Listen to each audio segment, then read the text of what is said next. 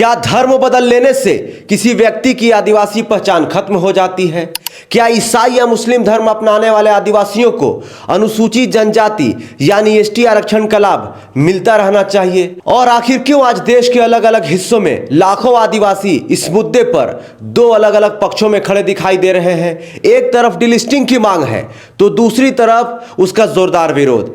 कहीं इसे आदिवासी अधिकारों की लड़ाई बताया जा रहा है तो कहीं इसे आदिवासी समाज को बांटने की कोशिश कहा जा रहा है। दोस्तों, इस पूरे विवाद के केंद्र में तीन बड़े सवाल हैं। पहला, क्या सरना और सनातन एक है या अलग? दूसरा, धर्मांतरण के बाद भी एसटी दर्जा बना रहना चाहिए या नहीं?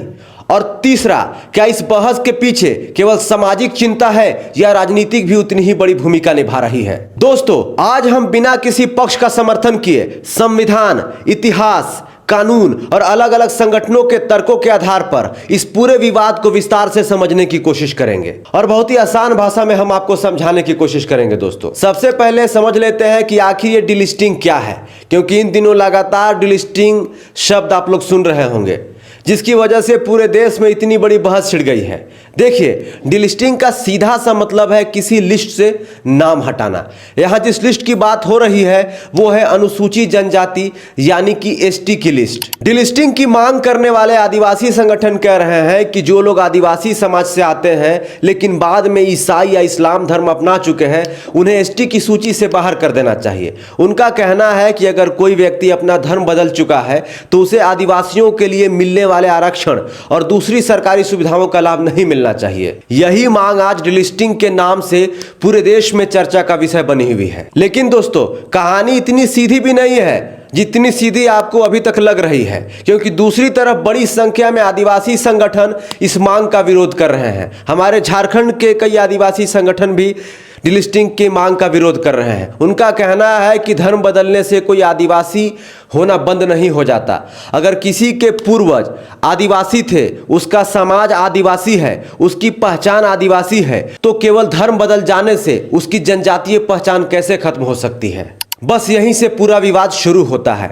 अब आप सोच रहे होंगे कि यह बहस अचानक इतनी बड़ी कैसे हो गई।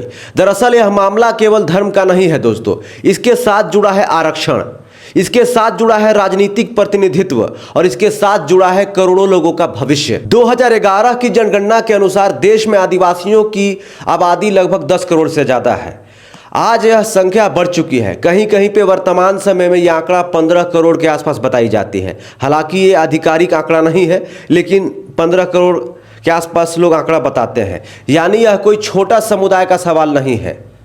इस फैसले का असर करोड़ों लोगों पर पड़ सकता है। यही वजह है कि दिल्ली से लेकर झारखंड, छत्तीसगढ़ और उड़ीसा तक इस मुद्दे पर लगातार प्रदर्शन देखने को मिल रहे हैं। कहीं लोग डिलिस्टिंग लागू करने की मांग कर रहे हैं तो कहीं हजारों लोग इसके विरोध में सड़कों पर उतर रहे हैं। तो सबसे पहले समझते हैं कि आखिर डिलिस्टिंग की मांग करने वाले लोग क्या कहना चाहते हैं। डिलिस्टिंग की मांग करने वालों का सबसे बड़ा तर्क यह है कि एसटी आरक्षण आदिवासी समाज के विकास के लिए बनाया गया था, लेकिन आज ऐसे लोग भी इसका लाभ ले रहे हैं जिन्होंने अपना धर्म बदल लिया है। उनका कहना है कि इससे उन गरीब और दूर दराज के आदिवासियों के अवसर कम हो जाते हैं जो आज भी अपने पारंपरिक समाज और जीवन पद्धति के साथ रह रहे हैं। दोस्तों, कुछ आदिवासी संगठन यह भी दावा करते हैं कि धर्म परिवर्तन करने के बाद व्यक्ति अल्पसंख्यक समुदायों के लिए चलने वाली कुछ योजनाओं का लाभ लेते हैं और एसटी आरक्षण का भी लाभ लेते हैं। मतलब एक साथ दोहरा लाभ लेने का आरोप लगाते हैं। डिलिस्टिंग की मांग करने वाले समर्थक अपने तर्क के समर्थन में अनुसूचित जाति यानी एससी वर्ग का उदाहरण भी देते हैं। वे कहते हैं कि देश में एससी आरक्षण धर्म से जुड़ा हुआ है।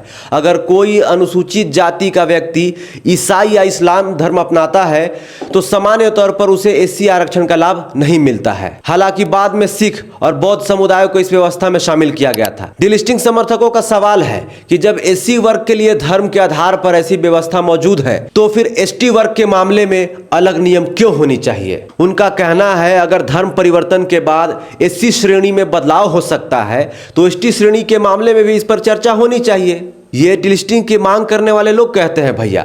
इसी तर्क के आधार पर वे संविधान के अनुच्छेद 342 में आवश्यक संशोधन की मांग कर रहे हैं ताकि धर्म परिवर्तन करने के बाद एसटी के दर्जे की स्थिति को स्पष्ट किया जा सके। इसलिए वे चाहते हैं कि सरकार कानून में बदलाव करके स्थिति को स्पष्ट करे।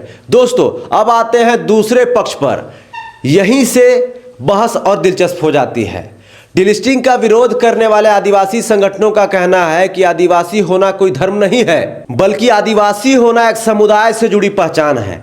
उनका सवाल है कि अगर कोई व्यक्ति ईसाई बन गया तो क्या उनके पूर्वज बदल गए? क्या उसका जन्म बदल गया? क्या उसकी जनजाति बदल गई?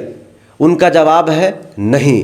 विरोध करने वाले संगठन अपने तर्क के समर्थन में 1965 की लुकुर कमेटी का वो हवाला देते हैं।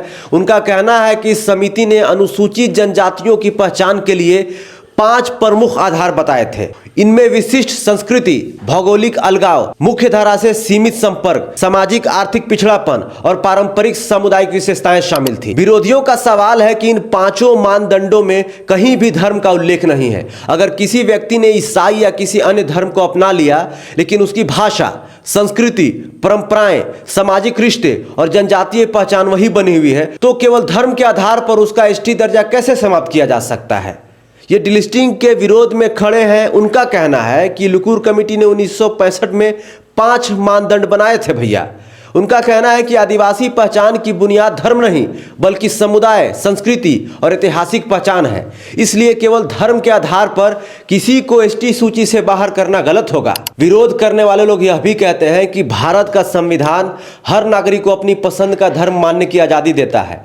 अगर धर्म बदलने पर अधिकार छीनने लगे तो इससे लोगों पर अप्रत्यक्ष दबाव पड़ सकता है। दोस्तों, इस पूरे विवाद का सबसे बड़ा और सबसे चर्चित हिस्सा है, क्या सरना और सनातन एक है या दोनों अलग है? इसी सवाल पर सबसे ज्यादा बहस हो रही है।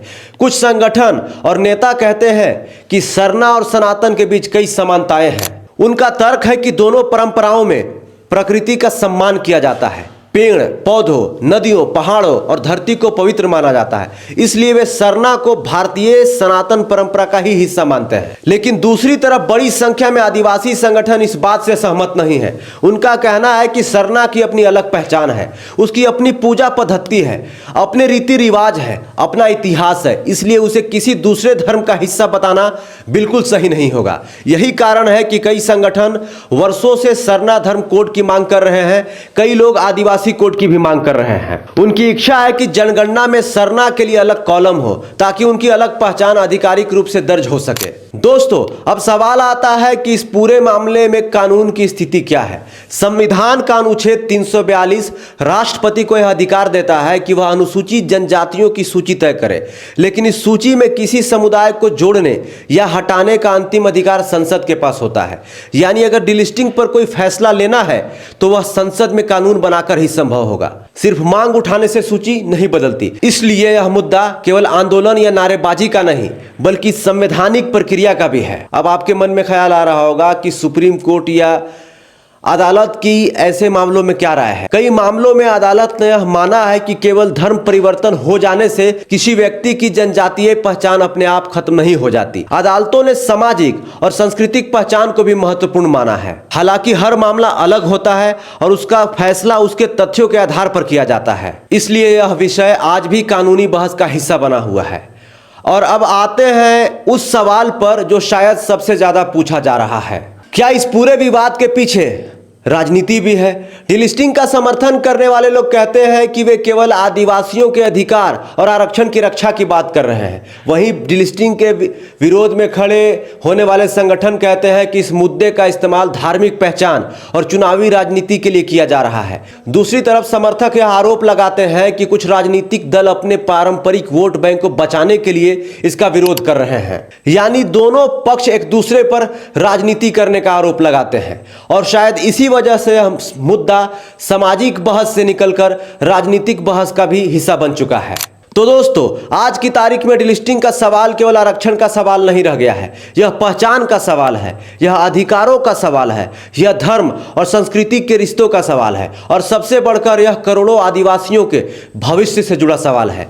एक पक्ष कहता है कि धर्म बदलने के बाद एसटी दर्जा नहीं रहना चाहिए, दूसरा पक्ष कहता है कि धर्म बदलने से आदिवासी पहचान खत्म नहीं होती है, जबकि सरना संगठनों का एक बड़ा वर्ग अपनी अलग धार्मिक पहचान की मान्यता चाहता है। आने वाले समय में कानून, राजनीति और समाज इस बहस को किस दिशा में ले जाते हैं, यह देखना दिलचस्प होगा दोस्तों। लेकिन फिलहाल सवाल वही है, क्या आदिवासी पहचान का आधार धर्म होना चाहिए या फिर जन्म, समुदाय और संस्कृति? अपनी राय कमेंट में जरूर दीजिएगा दोस्तों। कैसी लगी रिपोर्ट कमेंट में जरूर बताइएगा। इस वीडियो को देखने के लिए धन्यवाद। जोहार, नमस्कार।